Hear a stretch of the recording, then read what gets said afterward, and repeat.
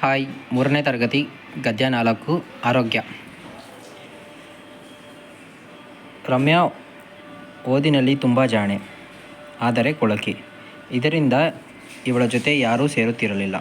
ಮನೆಯಲ್ಲಿ ಅಮ್ಮ, ರಮ್ಯಾ ಓದಿದ ಮೇಲೆ ಪುಸ್ತಕಗಳನ್ನು ಸರಿಯಾಗಿ ಜೋಡಿಸಿ ಇಡಬೇಕು, ಆಟ ಆಡಿದ ಮೇಲೆ ಕೈಕಾಲು ತೊಳೆಯಬೇಕು, ಊಟ ತಿಂಡಿಗೆ ಮೊದಲು ಸಾಬೂನಿನಿಂದ ಕೈ ತೊಳೆಯಬೇಕು, ಬೆಳಿಗ್ಗೆ ಮತ್ತು ರಾತ್ರಿ ಮಲಗುವ ಮೊದಲು ಹಲ್ಲು ಉಜ್ಜಬೇಕು, ಹೀಗೆಲ್ಲ ಹೇಳುತ್ತಿದ್ದರು.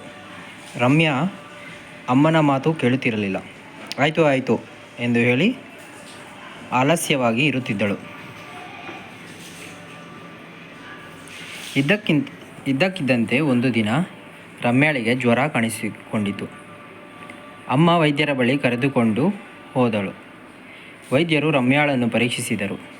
ರಮ್ಯಾ ನಾಲಿಗೆ ಚಾಚಿದಳು. ರಮ್ಯಾಳ ಬಾಯಿಯಿಂದ ಬಂದ ಕೆಟ್ಟ ವಾಸನೆಗೆ ವೈದ್ಯರು ಮೂಗು ಮುಚ್ಚಿಕೊಂಡರು. ವೈದ್ಯರಿಗೆ ಗೊತ್ತಾಯಿತು. ಆಗ ವೈದ್ಯರು ರಮ್ಯಾಳ ತಾಯಿಗೆ ನೋಡಿ ಅಮ್ಮ, ನಿಮ್ಮ ಮಗಳು ಬಾಯಿ ಹಾಗೂ ದೇಹವನ್ನು ಶುಚಿಯಾಗಿ ಇಟ್ಟುಕೊಂಡಿಲ್ಲ. ಆಹಾರದ ಮೂಲಕ ಕ್ರಿಮಿಕೀಟಗಳು ದೇಹವನ್ನು ಸೇರಿ ಜ್ವರ ಬರಲು ಕಾರಣವಾಗಿದೆ. ಶುಚಿಯಾಗಿರಲು ಹೇಳಿ, ಕ್ರಮೇಣ ಆರೋಗ್ಯವಾಗಿ ಇರುವಳು ಎಂದು ಔಷಧಿಯನ್ನು ನೀಡಿದರು. ರಮ್ಯಾ ವೈದ್ಯರು ಅಮ್ಮನಿಗೆ ಹೇಳಿದ ಮಾತುಗಳನ್ನು ಕೇಳಿಸಿಕೊಂಡಳು. ಅವಳಿಗೆ ತನ್ನ ತಪ್ಪಿನ ಅರಿವಾಯಿತು. ಅವಳು ಶುಚಿಯಾಗಿರಲು ಪ್ರಾರಂಭಿಸಿದಳು. ಬೆಳಿಗ್ಗೆ ಎದ್ದ ಮೇಲೆ ಹಾಗೂ ರಾತ್ರಿ ಮಲಗುವ ಮೊದಲು ಹಲ್ಲು ತೊಡಗಿದಳು. ಆಟ ಆಡಿದ ಮೇಲೆ ಕೈಕಾಲು ತೊಳೆದುಕೊಳ್ಳುತ್ತಿದ್ದಳು. ಊಟ ತಿಂಡಿಗೆ ಮೊದಲು ಸಾಬೂನಿನಿಂದ ಕೈ ತೊಳೆದುಕೊಳ್ಳುತ್ತಿದ್ದಳು.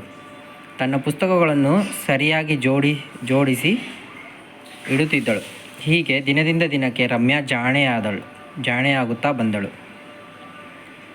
ದೂರ ಸರಿದಿದ್ದ ಸಹಪಾಠಿಗಳೆಲ್ಲ ಕ್ರಮೇಣ ಸ್ನೇಹಿತರಾದರು. ಅಭ್ಯಾಸ: ಪದಗಳ ಅರ್ಥ ತಿಳಿಯಿರಿ. ಸೋಮಾರಿ, ಮೈಗಳ್ಳ ಮೀನ್ಸ್ ಲೇಜಿ. ಕೊಳಕಿ, ಅಶುದ್ಧ ಮೀನ್ಸ್ ಡರ್ಟಿ ಗರ್ಲ್. ಕೆಟ್ಟ ವಾಸನೆ ಮೀನ್ಸ್ ದುರ್ಗಂಧ, ಬ್ಯಾಡ್ ಸ್ಮೆಲ್. ಶುಚಿ ಮೀನ್ಸ್ ನಿರ್ಮಲ, ಕ್ಲೀನ್. ಸಹಪಾಠಿ, ಜೊತೆಯಲ್ಲಿ ಓದುವವ. ವಿರುದ್ಧ ಪದಗಳನ್ನು ಬರೆಯಿರಿ. ಸೋಮಾರಿ, ಚುರುಕು. ಶುದ್ಧ, ಅಶುದ್ಧ. ಶುಚಿ, ಅಶುಚಿ. ಜಾಣ, ದಡ್ಡ. ರಾತ್ರಿ, ಹಗಲು. ಆರೋಗ್ಯ, ಅನಾರೋಗ್ಯ. ಈ ಕೆಳಗಿನ ವಾಕ್ಯಗಳಲ್ಲಿ ಶುದ್ಧ, ಅಶುದ್ಧ. ಕೆಳಗಿನ ವಾಕ್ಯಗಳಲ್ಲಿ ಯಾವುದು ಸರಿ ತಪ್ಪು ಎಂದು ಗುರುತಿಸಿ ಬರೆಯಿರಿ. ಊಟ ತಿಂಡಿಗೆ ಮೊದಲು ಸಾಬೂನಿನಿಂದ ಕೈ ತೊಳೆಯಬಾರದು, ತಪ್ಪು. ರಮ್ಯಾಳಿಗೆ ಜ್ವರ ಕಾಣಿಸಿಕೊಳ್ಳಲಿಲ್ಲ, ತಪ್ಪು. ರಮ್ಯಾಳಿಗೆ ತನ್ನ ತಪ್ಪಿನ ಅರಿವಾಯಿತು, ಸರಿ. ದಿನದಿಂದ ದಿನಕ್ಕೆ ರಮ್ಯಾ ಜಾಣೆಯಾಗುತ್ತಾ ಬಂದಳು, ಸರಿ. ಯಾರು ಯಾರಿಗೆ ಹೇಳಿದರು? ರಮ್ಯಾ ಓದಿದ ಮೇಲೆ ಪುಸ್ತಕಗಳನ್ನು ಸರಿಯಾಗಿ ಜೋಡಿಸಿಡಬೇಕು. ಈ ಮಾತನ್ನು ರಮ್ಯಾಳ ತಾಯಿಯು ರಮ್ಯಾಳಿಗೆ ಹೇಳಿದಳು.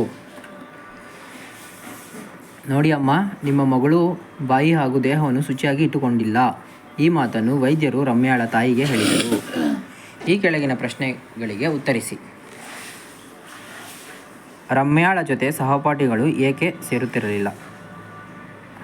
ರಮ್ಯಾ ಕೊಳಕಿ, ಆದುದರಿಂದ ಸಹಪಾಠಿಗಳು ಸೇರುತ್ತಿರಲಿಲ್ಲ. ರಮ್ಯಾ ಯಾರ ಮಾತು ಕೇಳುತ್ತಿರಲಿಲ್ಲ? ರಮ್ಯಾ ತಾಯಿಯ ಮಾತು ಕೇಳುತ್ತಿರಲಿಲ್ಲ.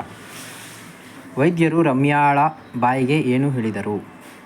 ವೈದ್ಯರು ರಮ್ಯಾಳ ತಾಯಿಗೆ ರಮ್ಯಾಳ ದೇಹವನ್ನು ಶುಚಿಯಾಗಿಟ್ಟುಕೊಳ್ಳಲು ಸಲಹೆ ನೀಡಿದರು. ರಮ್ಯಾಳಿಗೆ ಯಾರು ಸ್ನೇಹಿತರಾದರು? ರಮ್ಯಾಳಿಗೆ ಸಹಪಾಠಿಗಳು ಸ್ನೇಹಿತರಾದರು.